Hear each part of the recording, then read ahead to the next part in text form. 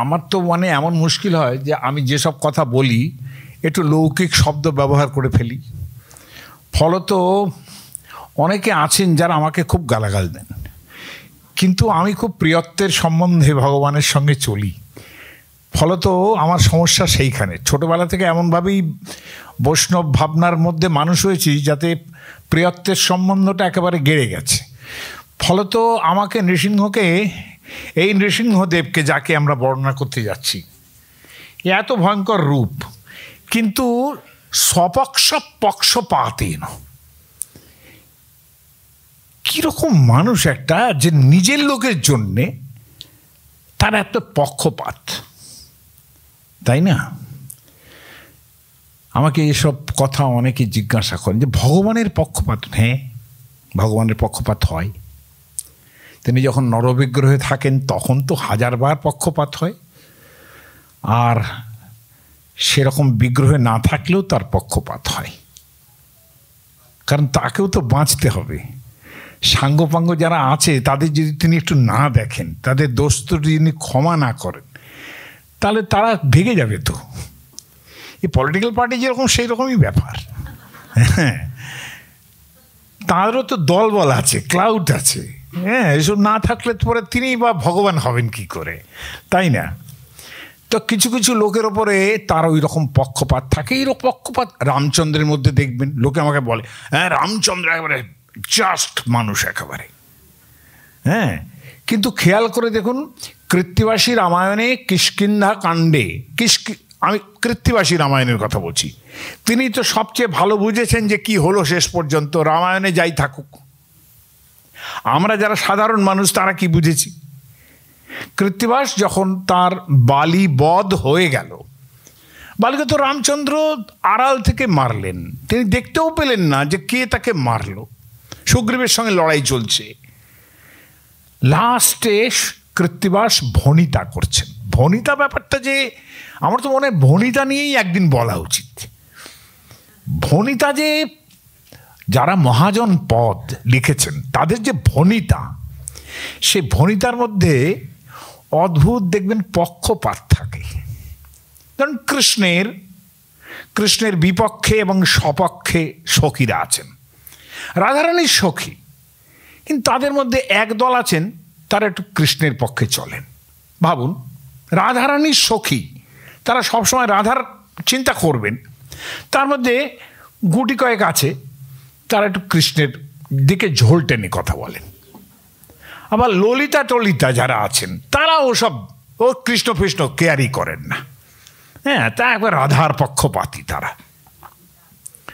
যার জন্যে মানে যখন হোলি খেলা হয় না, তখন হোলি খেলার সময় যখন এই মানে একটা হারুয়া যে কৃষ্ণ, আইসো হে হারুয়া শ্যাম খেলি হে ফাগুয়া, তখন তিনি বলেন ললিতা আমার সখী, আইসো একবার খেলি দেখি। হ্যাঁ, ললিতা আমার সখী। আর এই বিশাখা টিশাখা যারা আছেন না, তারা একটু কৃষ্ণের দিকে ঘেঁষা। রাধা মান করে আছেন, কেন ওরম করছো, আরে ওর লোকটা তো খারাপ নয়, ভালো। হ্যাঁ, একটু অন্য জায়গায় গেছে, তাতে কী হয়েছে? হ্যাঁ, এরম করে তাকে বোঝান। ললিতা বলে মান করে, একদম মান ভাঙবে, যাবে না ওই লোকটার কাছে, পাজির পাজারা। তো এই তো লীলাবশে এগুলো হয়, এগুলো আছে। রামচন্দ্র কৃত্তিবাস যখন বালিবধ করলেন, ভণিতার ক্ষেত্রে সমস্ত পদাবলী কার, একেবারে মানে ভণিতার নিয়ে বললাম তো একদিন ব্যাখ্যা করা যায় পুরো, যে কে কার পক্ষপাতে আছেন। বিদ্যাপতি কহে সুনবর নারী, সুজনকা পীড়িতি দিন দুই চারি। কার পক্ষে কথা বলছেন? রাধারানীর পক্ষে কথা বলছেন, যে তুমি এইসব বড় মানুষের প্রেমের মধ্যে যেও না। হ্যাঁ, এই ভদ্রলোকের বড় বড় লোকের প্রেম এইরকম 2 দিন 4 দিন থাকে, তারপরে ভেঙে যায়। হ্যাঁ, বিদ্যাপতি কহে সুনবর নারী। আবার হোলি খেলা হবে যখন, তখন যখন এই কৃষ্ণকে খুব পর্যুদস্ত করলো, তখন জ্ঞানদাস গোবিন্দের চরণে লুটায়। জ্ঞানদাস বড় কষ্ট পাচ্ছেন, তো গোবিন্দের চরণেই লুটিয়ে গেলেন। তো এইসব আছে লীলা বিগ্রহের মধ্যে, এইসব আছে। নৃসিংহ লীলা বিগ্রহ, ফলত স্বপক্ষ রামচন্দ্রের কথাটাই বললাম না, কৃত্তিবাস বালিবধ হয়ে গেছে, তখন ভণিতা শেষ করছে, কৃত্তিবাস পণ্ডিতের ঘটিল প্রমাদ, কৃত্তিবাস পণ্ডিতের ঘটিল বিষাদ। তার বড় বিষাদ হচ্ছে, বালিবধ করি রাম ঘটালে প্রমাদ। মানে রামচন্দ্রকে তিনি যেভাবে দেখে এসছেন একদিন, একদম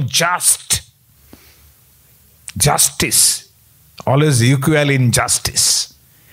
কিন্তু এবারে কৃত্তিদাস বুঝলেন যে নিজের যে পক্ষ সুগ্রীবকে হাতে রাখতে হবে, অতএব বললেন যে তার কলঙ্ক রটল। আবার চৈতন্য ভাগবতে যখন যাবেন, আমি অপ্রাসঙ্গিক কথা বলছি, বলতে বাধ্য হচ্ছে, নৃসিংহদেবের এইরকম ভাবনা। চৈতন্য ভাগবতে ওই বালিবধের প্রসঙ্গই টেনেছেন। আবার চৈতন্য ভাগবতকার বৃন্দাবন দাস বলছেন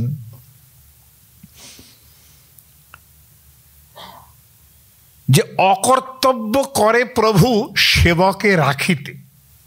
অকর্তব্য, যেটা করণীয়, উচিত নয় করা, অকর্তব্য করে প্রভু সেবকে রাখিতে, তার সাক্ষী বালিবধ সুগ্রীব নিমিত্তে।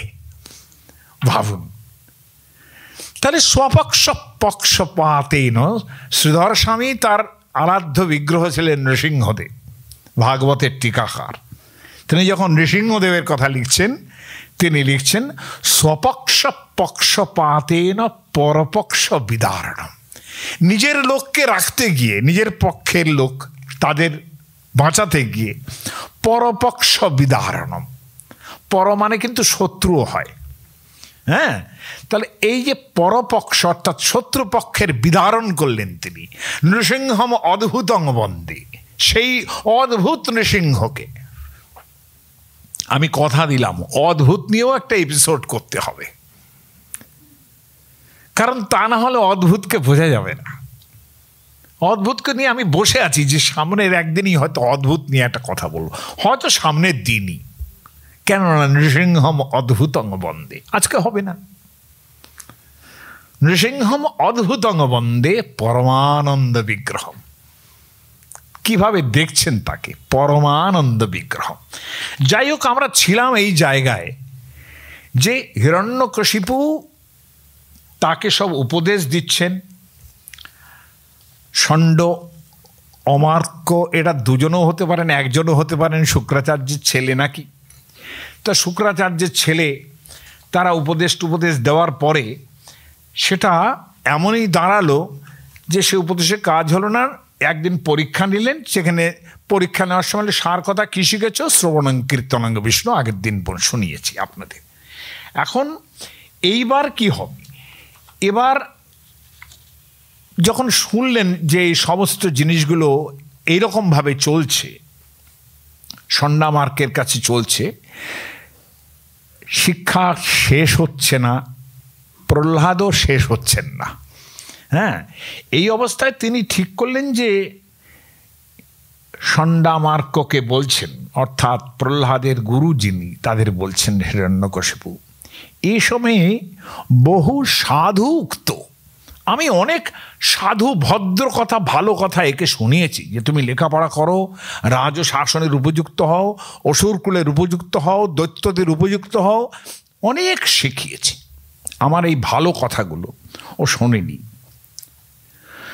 এবং বধোপায়শ্চ নির্মিতা, ওটাকে মারার জন্যও আমি অনেক চেষ্টা করেছি, ওটা ছেলেটাকে মারার জন্যও আমি অনেক চেষ্টা করেছি। কিন্তু এমনই অবস্থা, কিরকম বসে আছে দেখো, ষণ্ডামার্ককে দেখাচ্ছেন ভিজে বেড়ালের মতো বসে আছে, বর্তমানে অনতি দূরে, এই কাছে বসে আছে, যেন কিছুই হয়নি। এত মারার চেষ্টা করলাম, আমাকে ভয় পর্যন্ত পাচ্ছে না, এক ফোঁটা ভয় পাচ্ছে না। যাকে দেখলে পরে সব ইন্দ্রের চন্দ্র যমরা ভয় পায়, যদ বিভেতি স্বয়ং ভয়ম, ভয়ও যাকে ভয় পায়, আমাকে ভয় পাচ্ছে না। বসে আছে, সামনেই বসে আছে দেখো। এবং কিরকমের স্বভাবটা হয়ে গেছে, শোনা সে ইব প্রভু। সোনার শেপ মানে কুকুরের লেজ গোটানো থাকে একটু, বলে ও যেমন সোজা করা যায় না, ওই কুকুরের লেজের মতো কিছুতেই সোজা করা যাবে না। এত রাগ হচ্ছে তার, এই সব কথা চিন্তা ভাবনা করছেন। তো সন্ন্যামার্কে বলেন, তাহলে আমরা কি করব এখন প্রভু? বলে তোমরা উপদেশ দিতে থাকো, রাজশাসন যত যেভাবে হয় তয় সেভাবে উপদেশ দিতে থাকো। কিন্তু সন্ন্যামার্কে বললেন, দেখুন অনেক দিয়েছি, আপনি একটা কাজ করুন, বলুন ও তো ভয়টায় পাচ্ছে না, আবার পালিয়ে টালিয়ে না যায় কোথায়, এত বৈরাগ্য এত ওকে বরং একটা নজরবন্দি করে রাখার ব্যবস্থা করুন, একটু সেরম জায়গায় রাখুন, ওর ওই যারা সব ওর সঙ্গে খেলে টালিয়ে পড়াশোনা করে তারা থাক, কিন্তু আপনি ওটা নজরবন্দি করে রাখুন। আচ্ছা ঠিক আছে, তাই কর। নজরবন্দি করে রাখলেন। নজরবন্দি করার সঙ্গে সঙ্গে যেটা ঘটল, প্রহ্লাদ যেসব লোকেরা দৈত্যদের মধ্যে যারা ওর সঙ্গে পড়াশোনা করে তাদের নানান রকমভাবে বোঝাতে আরম্ভ করলেন, দেখো এইসব এই দৈত্যকুলের কোনো নেই, এইরকম ধরনের আচার ঠিক নয়, সকলে সমান হতে হবে, ভগবান সকলকে সমান দেখেন, অমুক তমুক ইত্যাদি নানান রকম করে বলে তোমার মুখ্য উপায় চিন্তা করা উচিত আমাদের সকলের। কেন কি হবে এই লেখাপড়া করে অমুক করে তমুক করে? তার তো ব্রহ্মজ্ঞান হয়ে গেছে, তিনি মাতৃগর্ভে কয়াধুর গর্ভে যখন তখন নারদের কাছে উপদেশ শুনেছেন, তখন থেকেই তার বৈরাগ্য উপস্থিত। তো সেই লোক অনেকেই সেই জন্য আমাকে বলেছেন যে দীক্ষাগুরু শিক্ষাগুরু এসব যারা আছেন, বলে যে নারদ মাতৃগর্ভে যে উপদেশ দিয়েছেন এবং প্রহ্লাদ যে শুনেছিলেন সেখানেই তিনি দীক্ষিত হয়ে গেছেন। এইটা অনেকেই ভাগবতের টিকাকারেরা অনেকে বলেছেন। যাই হোক, আমি ওসব কথার মধ্যে যাচ্ছি না, ওসব অনেক পেঁচানো কথা, ওসবের মধ্যে যাচ্ছি না। কিন্তু কি করা যায়? তো তারা এই বাচ্চাদের সঙ্গে খেলেই যাচ্ছেন এবং কথাই বলে যাচ্ছেন যে ভগবত রতি হচ্ছে সবচেয়ে ভালো। এবং একটা খুব ইম্পর্টেন্ট কথা বলেছেন, যেটা আমার মনে হয় পরবর্তীকালে যেহেতু ভাগবতের এই শ্লোক ধরে ভর্তৃহরির মতো লোক একটা শ্লোক লিখেছিলেন, সেটা আপনাদের শোনানো উচিত। লোকটা মানে কি অদ্ভুতভাবে একটা মানুষের জীবনকে বর্ণনা করেছে, আমরা কখনো খেয়াল করি না। আমাদের কি নিজেরা যখন বাড়তে থাকি, এই হায়ার সেকেন্ডারি পরীক্ষা দিচ্ছে ছেলে, এই অমুক হচ্ছে ছেলে, এই ধরনের মহা সমস্যা, সংসার যাত্রা, স্ত্রী বকাবকি করছে, অফিস করছে, বস বকছে, এরকমভাবে আমরা কিন্তু খেয়াল করছি না যে আমরা কিভাবে বাড়ছি, কিভাবে বয়স হচ্ছে। আস্তে আস্তে হঠাৎ একদিন দেখা যাবে যে আমার রিটায়ারমেন্টের সময় চলে এসছে। সেদিনও মনে হয় অফিস থেকে বলে, আপনার কিন্তু কোনো রিটায়ারমেন্ট নেই, আপনি সেই রকমই আছেন, সেই রকম চালিয়ে যান, কোনো সমস্যা নেই। হ্যাঁ, চালিয়ে যাচ্ছি। হ্যাঁ, কিন্তু বোধটা কম হয় যে আমরা ঠিক কোন পথে চলেছি। বয়স আস্তে আস্তে বাড়তে থাকে, নিজের বোধ থাকে না। বিশেষ করে যৌবন সন্ধিতে তো থাকেই না, থাকবেই বা কী করে?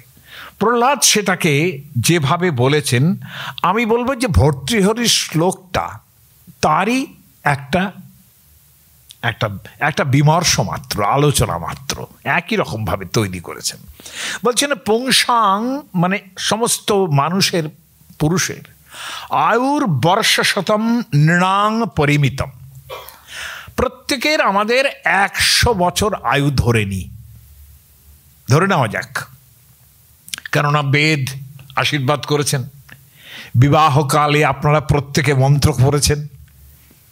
হ্যাঁ, স্বামী আপনাকে আশীর্বাদ করেছেন, ওম জীবেমা শারদা শতম পশ্যেমা শারদা শতম। আমরা যেন 100 বছর বাঁচি, আমরা যেন 100 বছর এই শরৎ দেখতে পাই। শরৎকাল, অন্য কালের কথা বলছি না, বর্ষাকালের কথা বলছি না, শরৎকাল একেবারে যখন দুর্গাপুজো হয় এরকম একটা ওয়েদার, এইরকম শরৎ যেন 100টা দেখি। হ্যাঁ, তার জীবেম শারদা শতম পশ্যেম শারদা শতম, এই যখন আশীর্বাদ, সেখানে বৈদিক যাত্রায় আমাদের একেবারে আয়ু নির্ধারণ করে দেওয়া হয়েছে যে শতায়ুর বৈ পুরুষা। পুরুষ মানে এখানে ছেলে বুঝবেন না, ছেলে মেয়ে সব। শতায়ুর ম্যান, অর্থাৎ ম্যান ইনক্লুডস ওমেন। আমরা তো এ কথা কখনো বলি না যে ম্যান ইজ ইমর্টাল, তখন আমরা এ কথা বলি না যে ওমেন ইজ অলসো ইমর্টাল। তাই না? তার মানে মানুষ আয়ুর যেটা আছে আমাদের, শতায়ুর বৈ পুরুষ ভাগ করছেন ভর্তৃহরি। আয়ুর বর্ষ শতং নৃণাং পরিমিতম। প্রহ্লাদ একই কথা বলছেন তার বন্ধুদের। 100 বছর আয়ু নির্ধারিত আছে। ভর্তৃহরি লিখছেন রাত্রৌ তদর্থঙ্গতম, তার অর্ধেক হচ্ছে কিন্তু রাত্রি, রাত্রে ঘুমোচ্ছি। হ্যাঁ, তার মানে আয়ুর অর্ধেক কিন্তু আপনারা এখনকার ইলেকট্রিক লাইটের 12:30 পর্যন্ত জেগে থাকছেন, ওটা ধরলে হবে না। যেকালে আলো ছিল না সেকালে সব কাজ, বেশিরভাগ কাজ, পড়াশোনা থেকে রান্না করা সব কাজ মানুষ কিন্তু মোটামুটি সন্ধ্যার মধ্যে শেষ করত।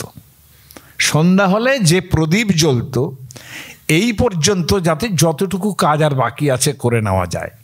কিন্তু সেসব তৈলপুর যে প্রদীপ তাও তো নিভে যেত না, কাজেই অত সময় ছিল না। উঠতো সকালে, সেই সকালবেলায় উঠতো, এই তো নিয়ম ছিল। সূর্যের আলো ফুটবে, উঠে পড়বে সব। কিন্তু রাত্রিবেলার যে ঘুম, তাতে আর এটাও ঠিক যে 12:30 পর্যন্ত যদি আপনি জাগেনও, তখন আপনি কি করছেন? আপনি নিশ্চয়ই ঈশ্বরের ধ্যান করছেন না বসে। হ্যাঁ, টিভি দেখছি, আর এখানে দিয়েছে ওকে, আচ্ছা দিয়েছে, হ্যাঁ অমুক তমুক, এই তো করছি, তাই না? কিংবা সিরিয়াল দেখছি, তাই না, ইত্যাদি করছি আর কি। তার মানে আমরা কিন্তু অর্ধ যে সময় জীবনের রাত্রিতে কেটে গেল, তাই না? রাত্রৌ তদর্ধঙ্গতম তস্যার্ধস্য পরস্য চার্ধমপরম। ভাগ করুন, তাহলে 50 বছর থাকলো, ধরে নি 60 বছরই থাকলো, কি আছে? হ্যাঁ, সন্ধ্যার জন্য যদি আমরা খানিকক্ষণ পড়াশোনা করি, অনুক করি, তমুক করি, তাহলে আরও খানিক গেল। আমি 40 বছরই ধরলাম, 50 ধরলাম না, অর্ধেক। তাহলে ওই যে থাকলো 60 কিংবা 50 বছর, তার যে অর্ধেক, তার অর্ধেক হয়তো, এটা একটু বেশি করে বলেছে, এখন ওষুধপত্র বেরিয়ে গেছে তো অনেক, কাজে সুবিধে হয়েছে। বলছেন পরস্য তস্যার্ধস্য পরস্য চার্ধমপরম, অর্থাৎ 50-এর অর্ধেক যদি ধরি 25 বছর, বালত্ব বৃদ্ধত্বয়। আমাদের যখন ছোটবেলায় যখন জন্মাই, তখন থেকে যে পর্যন্ত আমাদের চলে, ধরুন শৈশব, কৌমার, পৌগণ্ড, হ্যাঁ, এবং যৌবনের বয়ঃসন্ধি পর্যন্ত, এখন না হয় একেবারে ক্লাস 1-এ একেবারে ঢুকিয়ে দিচ্ছেন, মানে প্রিনেটাল স্টেজেই স্কুলে ঢুকে যাচ্ছেন এখন, তার ফলও খুব খারাপ হচ্ছে বলে আমি মনে করি। হ্যাঁ, কিন্তু এই যে অল্প বয়সে ঢুকিয়ে দিচ্ছেন, তাতে কি হলো, কি তাতে অসুবিধাটা কি হলো? আপনি যা করছিলেন তাই কিন্তু করছেন, কিন্তু ব্যাপারটা কি, খেলাধুলোয় যে কাটতো, ওটা ওই বাসে যাতায়াত, আর আন্টি শেখাচ্ছে এইটার রং এইটা, এইটার রং এইটা, ওটা আপনি পরে অনেক তাড়াতাড়ি শিখতে পারবেন, তাই না? আপনার বয়স যখন 6 বছর 7 বছর হবে, তখন আপনাকে রং চ্যানেলের অনেক কুইকলি শিখবেন। ওটা যদি 10 দিন লাগে, আপনার ওখানে ঠিক 5 মিনিটও লাগবে না, তাই নয় কি? কাজেই এই জিনিসটা নষ্ট করার জন্যই তৈরি হয়েছে। এই যে পড়াশোনাটা, এই যে সকালবেলা থেকেই পড়াশোনা আরম্ভ করে দিলাম, প্লাস একেবারে বাচ্চা পেট থেকে পড়তে পারলো না, পড়াশোনা আরম্ভ হয়ে গেল, এটা যে ঘটনা না, এর থেকে দুঃখজনক বোধ পৃথিবীতে আর কিছু নেই। আমি আমার ছেলেপুলেদের সবাইকে বলেছি, যেটা দেখো বাবা, ওরকম পড়াশোনা করার কোনো দরকার নেই, চিন্তামণি কৃষ্ণ আছেন। হ্যাঁ, কিছু না করলে আমার যদি সন্তোষ থাকে, মনে ঠোঙা মারালেও কাজ দেবে। কেউ বসে থাকে না, প্রত্যেকেরই কিছু কাজ না কিছু পেরে যায়। তা আমার যদি দুপাটি রাস্তার ঘুগনি দুপাটি হয়ে যায়, হ্যাঁ, আর যদি দুপুরবেলা 1 প্লেট ভাত হয়ে যায়, আমার তো আর কিসের দরকার, কি সমস্যাটা কি? বড় হতে হবে, এটা তো নয়, বড় হতে হবে। ওর ফ্রিজ আছে, আমার নেই কেন? ওর অমুক আছে, আমার নেই কেন? এই যে কম্পিটিশন করতে করতে দিন রাত গুজার গায়া, এটা কি মানুষ শান্তি পাচ্ছে? মানুষ পাচ্ছে না। কিন্তু আমরা যখন এম এ টেমে পাস করেছি না, কোনো গোল নেই সামনে, কী করবো জানি না। এই চল স্কুলে ঢুকলাম, 3 মাস পড়ালাম স্কুলে, হ্যাঁ, তারপরে এই কলেজে পরীক্ষা দিচ্ছি, 15টা 16টা কলেজে হলোই না, হ্যাঁ, মাস্টারমশাই গালাগালি দিচ্ছেন, হ্যাঁ, তারা নিজের লোক সবক সব পক্ষপাতেন পরপক্ষ বিদারণম, 1বার 2বার হয়নি, 19 বার কলকাতার কলেজের চেষ্টা করে সে নবদ্বীপে পাঠিয়ে দিল। হ্যাঁ, তো এই তো অবস্থা। তো এই যে জিনিসগুলো না, এগুলো মানুষের জীবনে যে ঘটে, সময় তো চলে গেল, তাই না? রাত্রৌ তদর্ধঙ্গত তস্যার্ধস্য পরস্য চার্ধমপরম ওয়ালাত্ত বৃদ্ধত্বয়। তাহলে বালক বয়সের একেবারে যৌবন সন্ধি পর্যন্ত সময়টাও গেল। তখন যেত, এখন হয়তো যা সৎ কাজে যাচ্ছে, কতটা সৎ কাজে যাচ্ছে আমি জানি না, অর্ধেক লোককেই এখন মেন্টাল রোগী লাগে। যাই হোক, বালত্ব বৃদ্ধত্বয়। আর বৃদ্ধ বয়স যদি একবার আসে, এই 70 ঊর্ধ্বেই ব্যাস আরম্ভ হয়ে গেল চিকিৎসা, অমুকে ডায়ালিসিস করছে, অমুকে করছে, 5টা 6টা ডাক্তারের কাছে যাচ্ছি আর আসছি, ডাক্তারের যাচ্ছি আসছি। তাহলে কি দাঁড়ালো?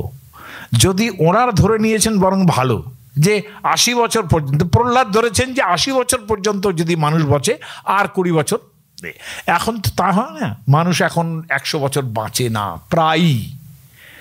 মেডিকেল কেয়ার খুব ভালো থাকলেও মানুষ ওই 85, 90 পর্যন্ত যারা রয়েছেন তারা সেকালের।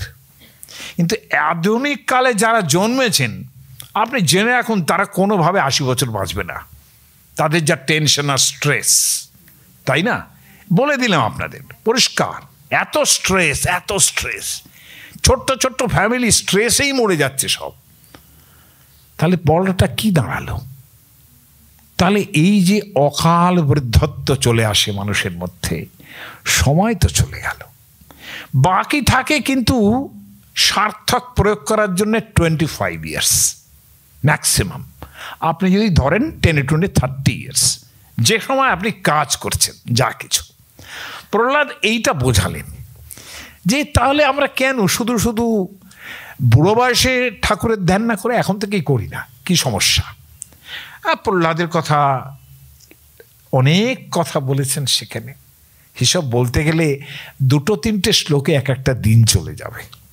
কিন্তু শেষ জায়গাটা যেটা বলছেন যে ভগবান কীরকম, কেবলানুভবানন্দ। যদি একবার তাকে অনুভব করা যায়, কেবলই আনন্দ, কেবলানুভবানন্দ, স্বরূপ পরমেশ্বর। যাচ্ছি না এসব কথার মধ্যে।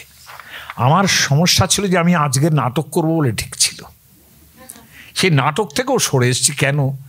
এই নয় যে আমি প্রথম থেকেই নাটকটা আরম্ভ করিতাম, কারণ একটুখানি আগে নরম নরম না থাকলে পরে নাটকটা জমে না। কাজে নাটকের জন্য ক্রাইসিস তৈরি করতে হবে। তো এই যে জায়গাটা, তো এইটা আস্তে আস্তে ঠিক হলো।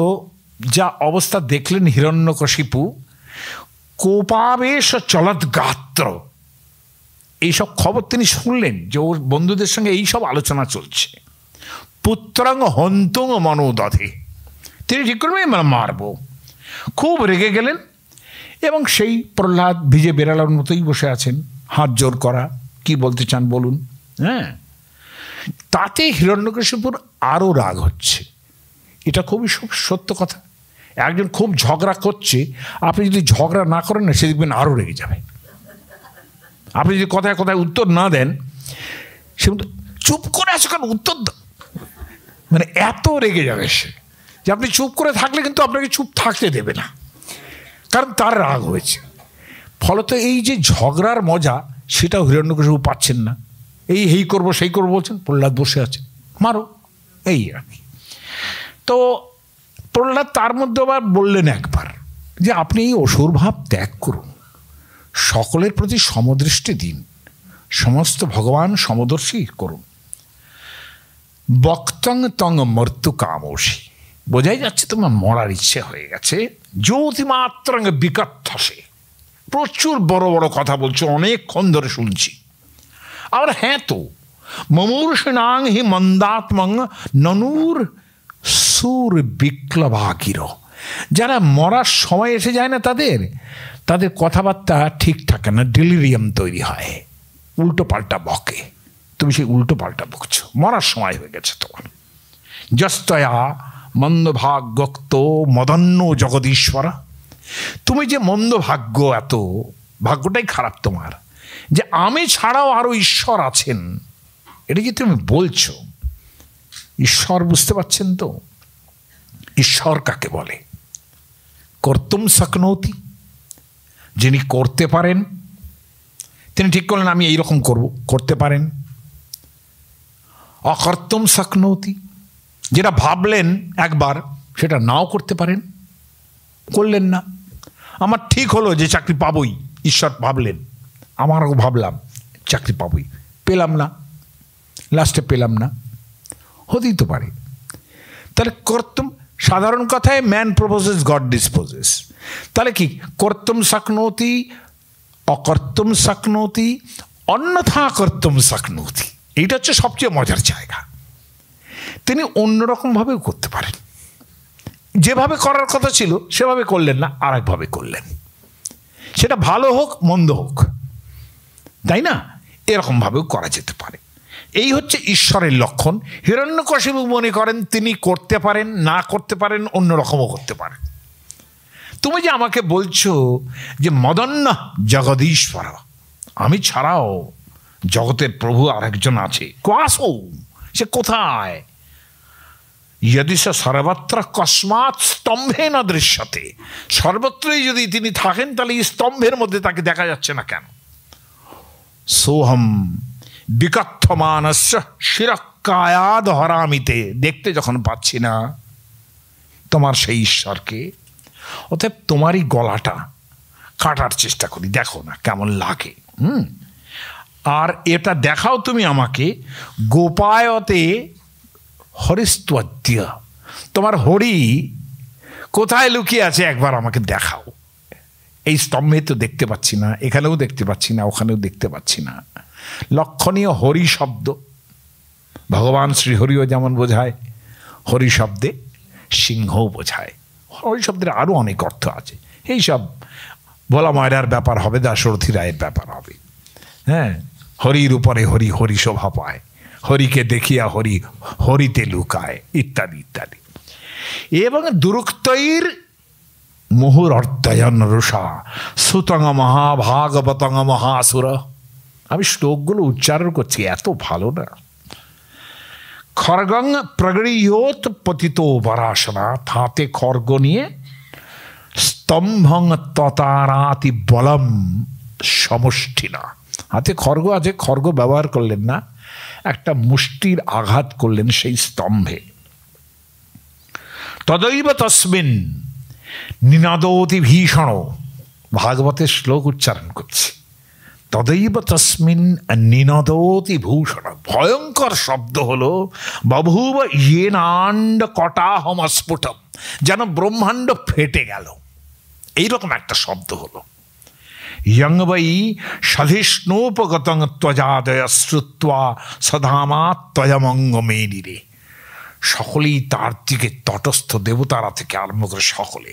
সবিক্রমণ পুত্রবধেব সুরোজসা, তিনি তো ভাবছেন আমি ছেলেকে মারতে যাচ্ছি, মারলেন সেই স্তম্ভে। সেইখানে হঠাৎ এই বিশাল শব্দ শুনে অন্তঃসভায়াং নদদর্শ তৎপদম, কিন্তু এই সভার মধ্যে তাকে দেখতে পেলেন না। বিতত্রসুর জৈন সুরারি যুথভা, তাতে হঠাৎ করে দেখতে পেলেন না, এত বড় একটা শব্দ হলো, অথচ তার কোনো কিচ্ছু দেখতে পাচ্ছেন না, তাতে একটু ভয় ভয়ই করছে হিরণ্যকশিপুর। সত্যম বিধাতুম নিজ ভৃত্য ভাষিতম, তিনি বলেছেন, প্রহ্লাদকে বলেছেন যে কোথায় তিনি, তিনি বলেছেন সর্বত্র তিনি আছেন, সর্বত্র তিনি আছেন। তিনি বলেছিলেন কস্মাৎ স্তম্ভে ন দৃশ্যতে, এই স্তম্ভে দেখা যাচ্ছে না কেন? মুষ্টাঘাত করলেন। এইবার সত্যং বিধাতুম নিজ ভৃত্য ভাষিতম, নিজের যে ভৃত্য অর্থাৎ প্রহ্লাদ, তার ভাষিত, তার কথাটাকে সত্য করার জন্যেই। আর দ্বিতীয় কি? ব্যাপ্তিঞ্চ ভূতেষু অখিলেষু চাত্মন, সমস্ত জগতের মধ্যেই যে তিনি আছেন, তিনি যে সর্বব্যাপ্ত, এটা বোঝানোর জন্যই অদৃশ্যতা তদ্ভূত রূপমুদ্বহন, আবার সেই অদ্ভুত তাকে দেখা গেল, অদ্ভুত ভাবে দেখা গেল। স্তম্ভে সভায়াং ন মৃগং ন মানুষম, সেই স্তম্ভের মধ্যে থেকেই বেরিয়ে আসছেন তিনি, সেই সভাস্থলেই দেখা গেল। ন মৃগং ন মানুষম, তিনি একটা মৃগ মানে কিন্তু শুধুমাত্র হরিণ ভাববেন না, মৃগ মানে পশু। তিনি পশুও নন, আবার পুরো মানুষও নন। সত্যমেনম, আমি অনেক শ্লোক বাদ দিচ্ছি।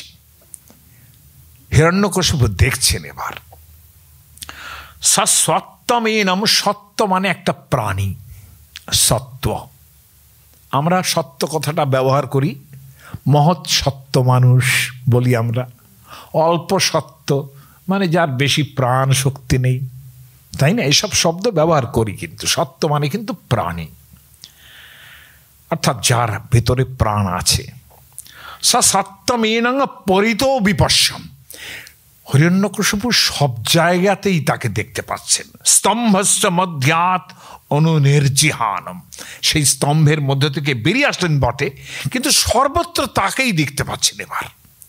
নায়ং মৃগ নাপি নরো বিচিত্রম অহো কিমেতন নৃমৃগেন্দ্র রূপম, এটা কি অদ্ভুত দেখছি আমি, একটা মানুষ এবং অর্ধেক সিংহ অর্ধেক মানুষ, এ কি দেখছি আমি।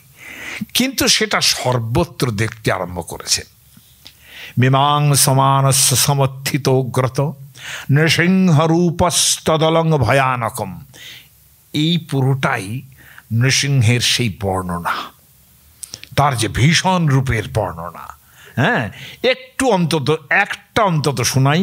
প্রতপ্ত চামি করচণ্ডালোচনম স্ফুরৎ সটাকেশ বিজৃম্ভিতাননম। সটা মানে হচ্ছে এই মানে কেশর যাকে বলি আর কি, ওই আরও বেশি পরিমাণ লোম যেগুলো গ্রীবার মধ্যে রয়েছে, গলার মধ্যে রয়েছে, আর কেশর আছে। ক্ষুরান্ত জীব করাল দংষ্ট্রং করবাল চঞ্চল, করাল দংষ্ট্রা অর্থাৎ করালের মতো দাঁত সিংহের দেখতে পাচ্ছেন। করবাল চঞ্চল, খড়গের মতো সেগুলো ছুঁচলো মানে ধার। ক্ষুরান্ত জুভম ভ্রুকুটি মুখোল্লনম, বিশাল ভ্রুকুটি সেই সিংহ মুখের মধ্যে, বিশাল ভ্রুকুটি। বত্তাশ্চ নাসম হনুভেদ ভীষণম, বত্তাশ্চ পুরো মুখটা খুলে গেছে এবং তার নাসিকা পর্যন্ত বড় হয়ে গেছে, এবং তাতে মনে হচ্ছে আমি এটা কি দেখছি, অদ্ভুত লাগছে। আবার সেই রকম অদ্ভুত লাগছে তাকে যে গিরিকন্দরাদ্ভুতম, তার মুখের যে গহ্বর সেটাকে মনে হচ্ছে একটা বিশাল পর্বতের গহ্বর যেরকম হয় সেই রকম লাগছে দেখতে। তার মানে হিরণ্যকশিপু কিন্তু বিশ্বরূপ দর্শন করছেন। খেয়াল করে দেখুন, ঠিক একই ধরনের বর্ণনা আরও বিশাল করে কিন্তু আছে। হ্যাঁ, ইনি হয়তো অন্যান্য দেবতাদের দেখতে পাচ্ছেন না, কিন্তু যা দেখছেন বিশাল, তার সহস্র বাহু, এই যে বাহু দেখতে পাচ্ছেন তার সহস্র বাহু দেখছেন, তাকে অনেক, ওই যে বললাম সব জায়গাতেই নৃসিংহ দেখছেন। হ্যাঁ, তার মানে একভাবে কিন্তু তিনিও বিশ্বরূপ দর্শন করছেন। আমি সেই রূপের বর্ণনায় আর গেলাম না, কেননা আমার ধৈর্য যদিও বা থাকে, সর্বত্র ধৈর্য থাকবে না। যাই হোক, একটা জিনিস হলো যে সংরম্ভ দুষ্প্রেক্ষ করাল লোচন, তাকে দেখা যায় না, তার এত ক্রোধ। বত্তাননান্তং বিলিহন সজিহ্বয়া, নিজের জিহ্বা দিয়ে তিনি যে সেই পুরো মুখটা খুলে গেছে, রাগজুর হলে যেরকম তার সৃক্কিনী পরিলেহয়ান, অর্থাৎ এই ঠোঁটের কোনাগুলো মাঝে মাঝে জিহ্বা দিয়ে লেহন করতে থাকেন, সেইভাবে করছেন। আর যথান্ত্রমালী দীপহত্যয়াহরি, যেন একটা হাতিকে মারলে, সিংহ যদি মারে, তার অন্ত্রদেশ নাড়ি ভুঁড়ি যদি বেরিয়ে যায়, সেই নাড়ি ভুঁড়ি তার গলার মালার মতো লাগছে। যদিও এখনো হিরণ্যকশিপুকে মারেননি, আগেই তার একটা কিন্তু সূত্রপাত করে দিলেন। এই যে মারলেন, সেটা কি দিয়ে? নখাঙ্কুরোৎপাটিত হৃৎসরোরুহম, তার হৃদয়টা মারলেন কিভাবে? যে ঠিকভাবে যেভাবে গরুর সাপ ধরে, ঠিক সেইভাবে হিরণ্যকশিপুকে ধরলেন। দ্বারের উপরে, অর্থাৎ দ্বার অর্থাৎ ন বহির ন অন্ত, বাইরেও নয় এতেও নয়। অস্ত্র দিয়ে মারছেন না, নখ দিয়ে মারছেন। শাস্ত্রকাররা বলেছেন এখানে নখটা কীরকম, এমনকি ভাগবত পুরাণও বলেছে যে নখের প্রাণ আছে আবার নেইও, তাই না? আপনি যদি নখ কাটেন, আপনি বুঝতে পারেন যে আপনার নখের প্রাণ নেই, নখের কোনো ইয়ে নেই বাইরে। কিন্তু যে একটু কোনায় লাগলো, একটু নীল কাটার দিয়ে আর একটু কোনার দিকে মারুন, যেই কাটলো তখন দেখবেন আপনি হাত সরিয়ে নিচ্ছেন। তার মানে প্রাণ আছে আবার নেই, এরকম একটা। তার মানে কোনো প্রাণী নয়। বলেছিলেন না হিরণ্যকশিপু আমাকে কোনো প্রাণী মারবে না। যখন ভাগবত পুরাণ বর্ণনা করছেন, তখন এসব বর্ণনা করছেন না, সব জিনিসটা সাজেশনে বোঝাচ্ছেন যে নখটা কি। নখ মানেই হচ্ছে তার প্রাণ আছে অথচ নেই, তাই না? তার মানে কোনো প্রাণী নয়। হ্যাঁ, আর মানুষও নন, তিনি সিংহও নন। যখন মারছেন তখন সন্ধ্যা উপস্থিত, একদম সন্ধ্যা, অর্থাৎ একেবারেই সন্ধ্যা। দিনক্ষপা মধ্যগতেব সন্ধ্যা, তাই না? এই বর্ণনাটা আছে কালিদাসে বশিষ্ঠের ধেনু আসছে, তার মাথার মধ্যে একটা সুন্দর এরকম অন্য রঙের একটা কিছু। তিনি বলছেন দিনক্ষপা মধ্যগতেব সন্ধ্যা, যেন দিন আর রাত্রির মাঝখানে সন্ধ্যার মতো বশিষ্ঠের ধেনুটির কপালে ওই রকম একটা অদ্ভুত সুন্দর চিহ্ন আকার হচ্ছে। কালিদাস বলে এরকম লিখতে পারেন। তাই হলো দিনক্ষপা মধ্যগতেব সন্ধ্যা। সেই সন্ধ্যার সময়ে হিরণ্যকশিপুর হৃৎপিণ্ডটা নখের আঘাতে তুলে নিলেন ভগবান নৃসিংহদেব। এই যে তুলে নিলেন, এর যে মানে তার যে রাগটা হয়েছিল সেটা তো থামছে না। তার রাগ যখন হয়েছে একবার, সেটা আর থামছে, তার যে ভয়ানক ব্যাপার থামছে না। ভগবদ্গীতাতেও দেখবেন বারবার অর্জুন বলছেন তেনৈব রূপেণ চতুর্ভুজেন সহস্রবাহ ভববিশ্বমূর্তে, তুমি আর ওই রকম এই সহস্রবাহু আমি দেখতে পাচ্ছি না। দৃষ্টা লোকা প্রব্যথিতাস্তথাহম, সমস্ত লোক ভয় পাচ্ছে, আমিও ভয় পাচ্ছি, তুমি সেই রূপে দেখা দাও। হ্যাঁ, তখন কৃষ্ণ কি করলেন? কৃত্বা পুনঃ সৌম্য বপুর মহাত্মা, তিনি আবার সৌম্য বপু হলেন। কিন্তু নৃসিংহদেবের পক্ষে তো আর সৌম্য বপু হওয়া সম্ভব হচ্ছে না।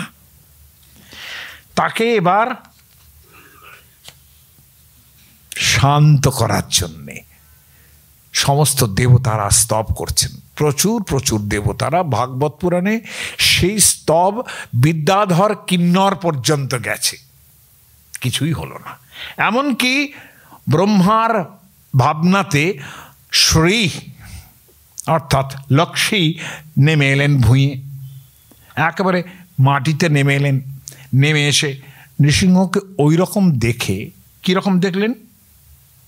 যে এই রকম দেখে তিনি কিন্তু থাকলেন না সেখানে, আর দাঁড়ালেন না মানে সেখানে একটা অদ্ভুত কথা বলছেন, সাক্ষাৎ শ্রী প্রেষিতা দেবীর দৃষ্টা তং মহদ অদ্ভুতম। আবার অদ্ভুত কেন লক্ষ্মী দেবীর কাছে লাগছে এরকম? অদৃষ্ট অশ্রুতপূর্বত্বাৎ, আগেও দেখেননি, পরেও কোনো দিন দেখবেন বলে ভাবছেন না। অশ্রুতপূর্বত্বাৎ, এরকম শোনেননি কোনো দিন যে এরকম হতে পারে।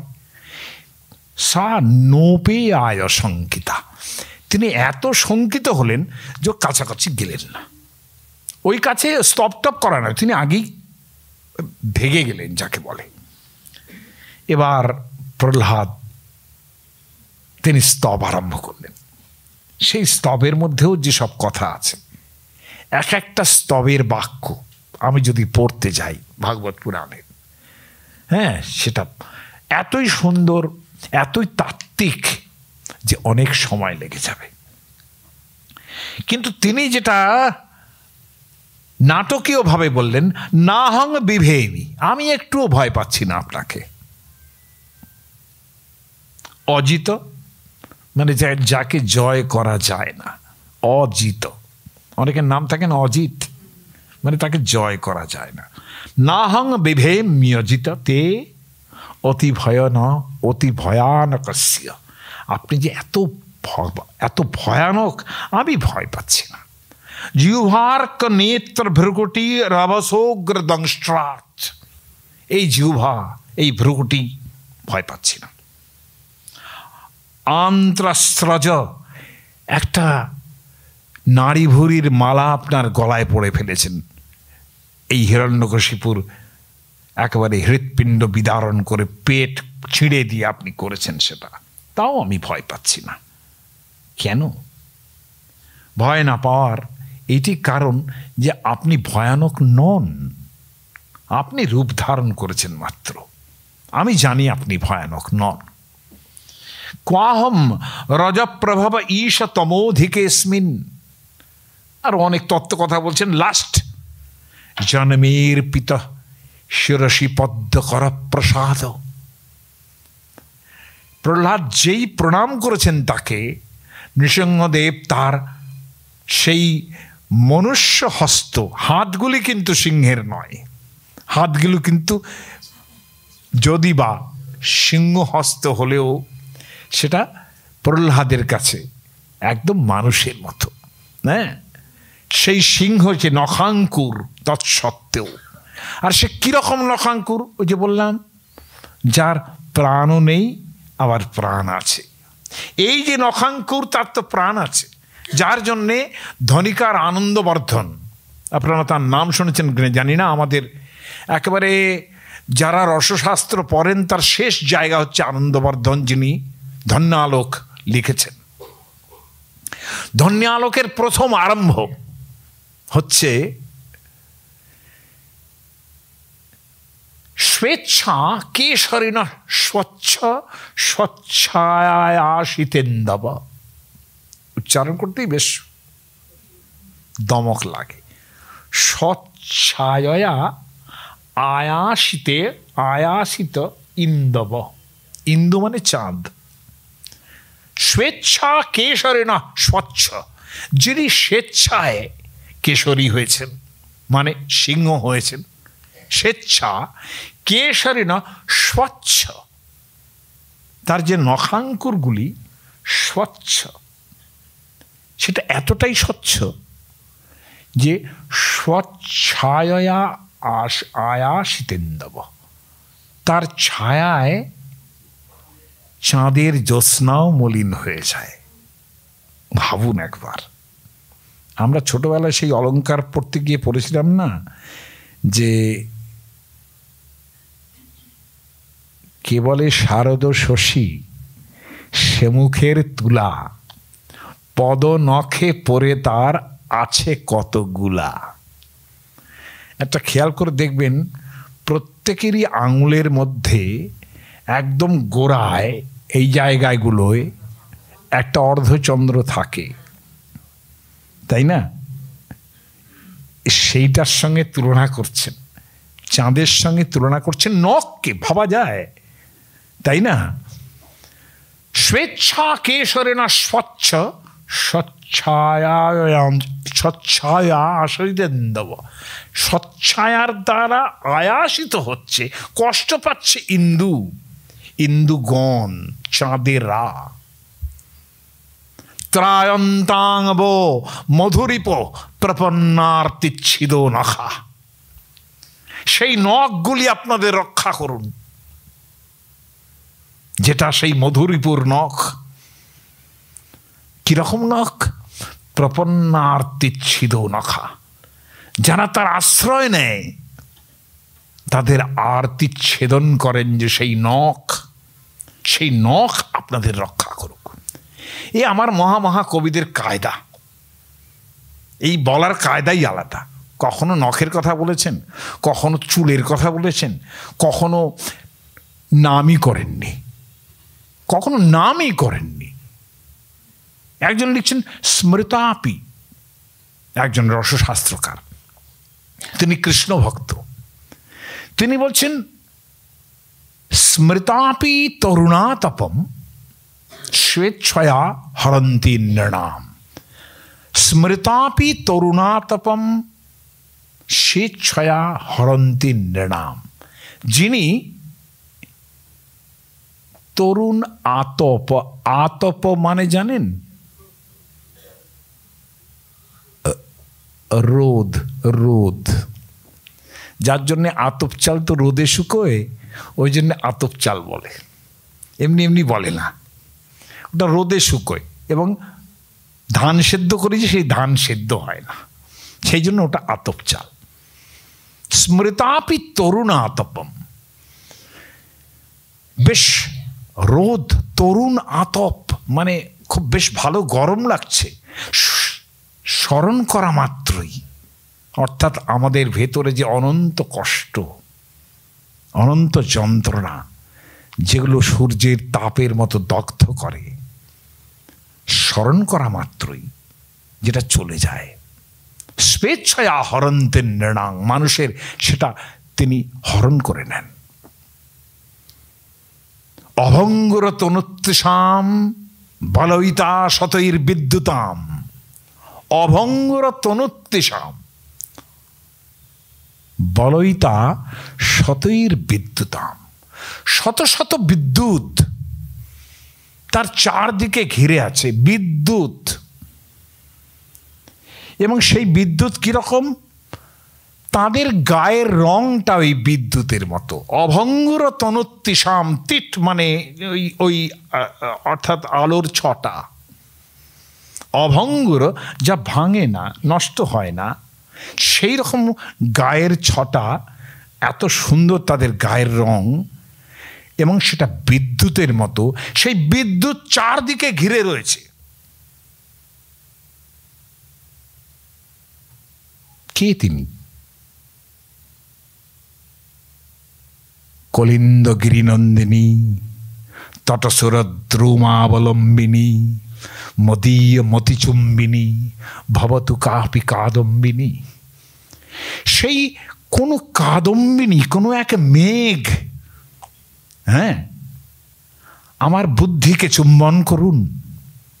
তিনি রসশাস্ত্র লিখতে যাচ্ছেন। মদীয় মতিচুম্বিনী ভবতু কাপি কাদম্বিনী। সেটা কিরকম? কলিন্দ গিরিনন্দিনী তটসুরদ্রুমাবলম্বিনী। কলিন্দগিরি মানে কালিন্দী, কলিন্দগিরি নন্দিনী মানে কালিন্দী মানে যমুনা। তাহলে যমুনার তীরে সেই যে ভয়ঙ্কর কৃষ্ণ এক মেঘ, কালো মেঘ, তিনি আমার মতিকে চুম্বন করুন, বুদ্ধিকে নামই বললেন না কৃষ্ণের। আর চারদিকে কি গোপীরা রয়েছেন তো। অভঙ্গুরতনোত্তসাম বলয়িতা শতৈর বিদ্যুতাম। শত শত বিদ্যুৎ। এসব গোবিন্দ দাস টাস এসব লিখেছেন। হ্যাঁ, এই কনকলতা জনু যত কথা আছে যে এই কৃষ্ণের রূপ বর্ণনা করছেন, যে শত শত বিদ্যুৎ, তার মধ্যে মেঘ খেলে বেড়াচ্ছে, অর্থাৎ কৃষ্ণ রাস লীলাতে আছেন। তো এইরকম করে তো কবিরাজে একটা লোক নিয়ে আনন্দবর্ধন, তিনি ধন্যিকার, তিনি লিখছেন কি না, সেই নখ আপনাদের রক্ষা করুন। ত্রায়ন্তাঙ্গব মধুরিপ প্রপন্নার্তিচ্ছিদ নখা। আমি না এই জায়গাতে প্রহ্লাদের যে ভক্তের বর্ণনা, প্রহ্লাদের ওর যে আশীর্বাদ, সে জায়গায় আমি কত আরতিহর যে সেই আশীর্বাদ ছিল, তিনি তাকে যে কৃপা করছেন তাকে, হ্যাঁ, কখনো তাকে যারা লৌকিক সাহিত্য লিখেছেন এই নৃসিংহদেবের উপরে, তারা কিন্তু প্রহ্লাদকে ওইখানে কৃতাঞ্জলি হয়ে বসে থাকতে দেননি। তারা দেখেছেন সেই সিংহবাবুতে তিনি তাকে কোলে তুলে নিয়ে লেহন করছেন, তার সিংহ মুখে লেহন করছেন। তার মানে শিশুকে যেরকম মা চুম্বন করেন কিংবা বাৎসল্য দান করেন, সেইভাবে ওই যে বললেন না প্রহ্লাদ, আমি কিন্তু ভয় পাই না। হ্যাঁ, আমাদের বাড়িতে একজন মহিলা থাকতেন, তিনি তাকে সবাই খুব ভয় পেত। তো তার মেয়েকে যে কিছু দরকার হতো তার মেয়েকে বলতে হতো। তো আমাদের কাজের মেয়ে যে ছিল সে খুব ভালো বলেছিল যে আরে বাঘের মেয়ে কি আর বাঘকে ভয় পায় রে? হ্যাঁ, বাঘের মেয়ে তো আর বাঘকে ভয় পাবে না, কাজে যা বলো ওর কাছে বলো। কারণ কাজের মেয়ে, সে একটা এই সুন্দর উপমাটা দিয়েছিল, আমার শিক্ষা হয়েছিল। সত্যি তো, বাঘের মেয়ে তো আর বাঘকে ভয় পাবে না, তাই না? তো সেই রকমভাবে প্রহ্লাদ কিন্তু আমাদের লৌকিক যারা কাব্য লিখেছেন তারা প্রহ্লাদকে সেইভাবে দেখেছেন। এবার দেখুন অবতারের জায়গায় এই এত কথা তো বললাম, পুত্র স্নেহের মতো তাকে স্নেহ করছেন, কিন্তু কি করব, যে আনন্দবর্ধনের কথা বললাম, তিনি নখের কথা বলেছেন, কিন্তু কি করব সেই যে মাদলেন বিয়ার্দ, যাকে আমি ভীষণ শ্রদ্ধা করি। আমি যখন থিসিস করছি তখন এই মাদাম বিয়ার্দ বেঁচে এবং তিনি লেখালেখি করছেন, প্রচণ্ড প্রচণ্ড বিদ্বান বিদুষী মহিলা, আমার গুরু সুকুমারী ভট্টাচার্য সেখানে গিয়েছেন। তখন জেরক্স টেরক্স হতো না, আমাদের দেশে হতো না। সুকুমারীজি সেই দেশে গিয়েছিলেন ফ্রান্সে, সেখানে মাদাম বিয়ার্দর সঙ্গে দেখা হয়েছে। আমি যেহেতু কৃষ্ণ ইত্যাদি নিয়েই আমার রিসার্চের জায়গা, সেইখানে সুকুমারী ভট্টাচার্য, তিনি পাক্কা বামপন্থী কিন্তু, এটা জানবেন, হ্যাঁ, তার সঙ্গে আমার মাঝে মাঝেই লেগে যেত। আর আমি এদিকে এইরকম একটা মানুষ, হ্যাঁ, যে সারা জীবন ধরে কৃষ্ণের ড্রামার উপরে আমি রিসার্চ করেছি। আমার থিসিসের বিষয় হচ্ছে কৃষ্ণাইট ড্রামাস, হ্যাঁ, অর্থাৎ রূপ গোস্বামী যেসব ড্রামা লিখেছেন সেই সবের ওপরে। যেমন সেখানে অবতারের প্রসঙ্গ এসছে, নৃসিংহের কথা সুকুমারীর কাছে একদম শুনুন, আচ্ছা আচ্ছা এইরকম, আচ্ছা আচ্ছা দেখ, ঠিক আছে, ওকে।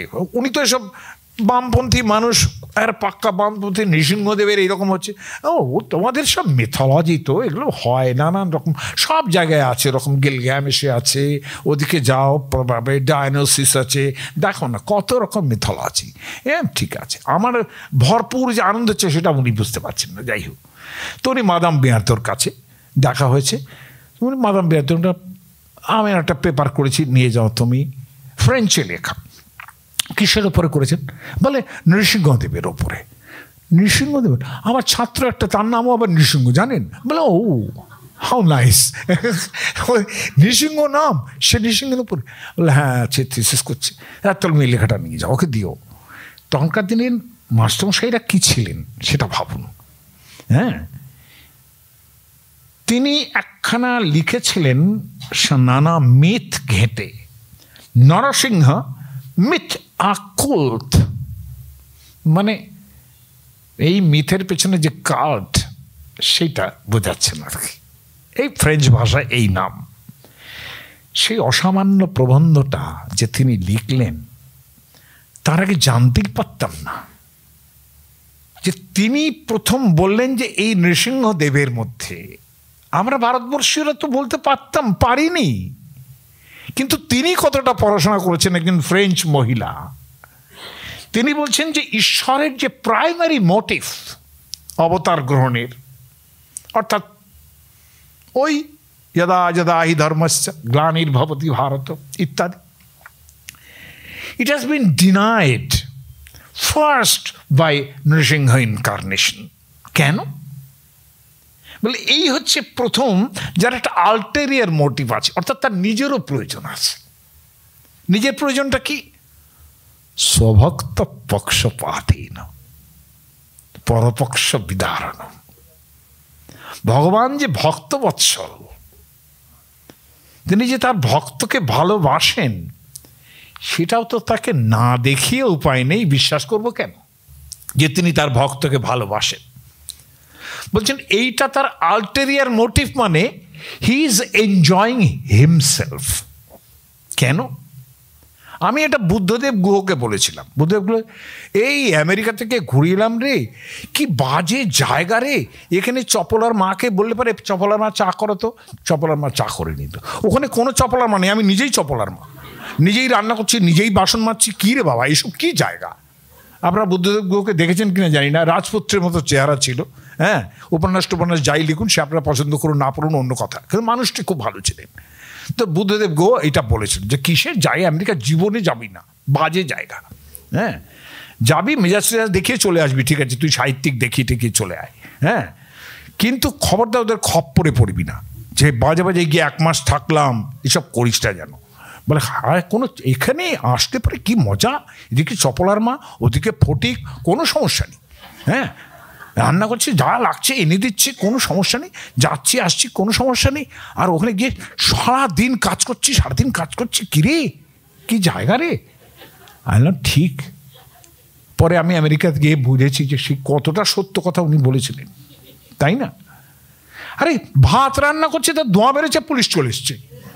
এ কি ছোট লোকের জায়গা রে বাবা। একটা বেগুন পোড়া দিয়েছিলাম, আমার ছেলেপেলেতে বেগুন পোড়া খেতে পায় না, আমি গিয়ে এখান থেকে বেগুন নিয়ে গেছি। ওদের বেগুন নাকি 1 কিলো একটা। হ্যাঁ, আমি এখান থেকে বেগুন নিয়ে গেছি, সেই এয়ারপোর্টে ঢুকতে দেয় না বেগুন। What is this?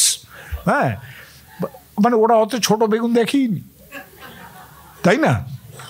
শীতকালের যে পোড়া বেগুন হবে সেটা তো ওরা দেখেনি কোনোদিন। সেই বেগুন নিয়ে লোপালোপি করছে এয়ারপোর্টে, জানেন, নিজের মধ্যে মস্করা করছে আমার সঙ্গে, সন্দেশ নিয়ে লোপালোপি করছি, বিচ্ছিরি লেগেছিল। আমি আবার ওইগুলোই নিয়ে গেছি, পটল নিয়ে গেছি, সিংহ সব নিয়ে গেছি সব। যাই হোক, ওখানে গিয়ে সেই বেগুনটা পোড়া দিয়েছি। আর পোড়া দিলে তো গ্যাসের মধ্যে পোড়া দিলে কী হবে, তা তো বেরোবে তো নানান রকম। ব্যাস গরম গরম গরম গরম আরম্ভ হয়ে গেল। তো এই যে অবস্থাটা না, এটা তো কোনো কাজেই আপনাকে যদি কেউ প্রভু না বলে, হ্যাঁ মা কী করতে হবে বলো, এটা যদি আপনাকে কেউ না বলে, তাই না? বাবার কি চাই এটা যদি না বলে, চা খাবে এটা যদি না বলে, আপনার কিসের প্রভুত্ব?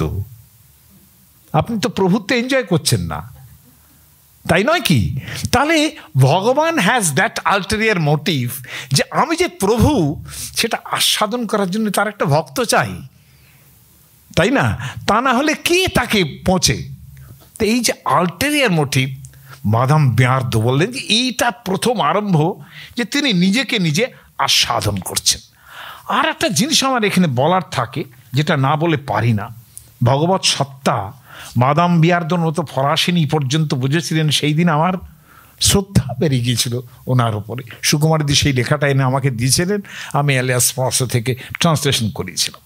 যাই হোক, আমি আর বেশি যাচ্ছি না, কিন্তু একটা জিনিস খেয়াল করে দেখুন, যে রণচণ্ডীর যে চেহারাটা আপনারা পেয়েছেন, দুর্গা যখন চণ্ডী রূপে মহিষাসুর বধ করেছেন, দেবতারা যে স্তব করেছেন তাকে, সেখানে একটা খুব বড় জায়গা কিন্তু খেয়াল করে দেখবেন, সেখানে বলা হচ্ছে চিত্তে কৃপা সমরনিষ্ঠুরতা আছে দৃষ্টা, তাই না? চিত্তে কৃপা, তার চিত্তে কৃপা আছে, কিন্তু তার সমরনিষ্ঠুরতা আছে দৃষ্টা। আমরা মহিষাসুরকে কিভাবে বধ করছেন সেটাও যেমন দেখলাম, আবার ইন্দ্রাদয় সুরগণা শক্রাদয় সুরগণা যখন স্তব করছে, তাদের চিত্তের কৃপাটাও তাদের দেখলাম। এই যে কৃপা, এই কৃপাটা হচ্ছে নৃসিংহদেবের সঙ্গে মেলে, তার সাংঘাতিক নিষ্ঠুরতা একদিকে, আর একদিকে চিত্তেই কৃপা। তাহলে এই যে কথাটা যে কেনোপমা ভবতু তেস পরাক্রমস্য, আপনারা চণ্ডীতে পড়ে থাকবেন, রূপঞ্চ শত্রু ভয়হারি অতিহারি কুত্র, এটার মানে আপনারা সকলে জানেন, চিত্তে কৃপা সমরনিষ্ঠুরতা চতুষ্টা তৈব দেবী বরদে ভুবনত্রয়ীপি। তোমার মধ্যে সেই গুণটা আছে। আর আমার কাছে আর একটা গুণ হলো এই যে পক্ষপাতের, এটা যেমন, আর একটা হচ্ছে সেই নৃসিংহম অদ্ভুতম বন্দে। আমার মনে হয় অদ্ভুত কথাটা নিয়ে একদিন আমাদের রসশাস্ত্রীয় আলোচনা করা উচিত। আজকে এই পর্যন্ত।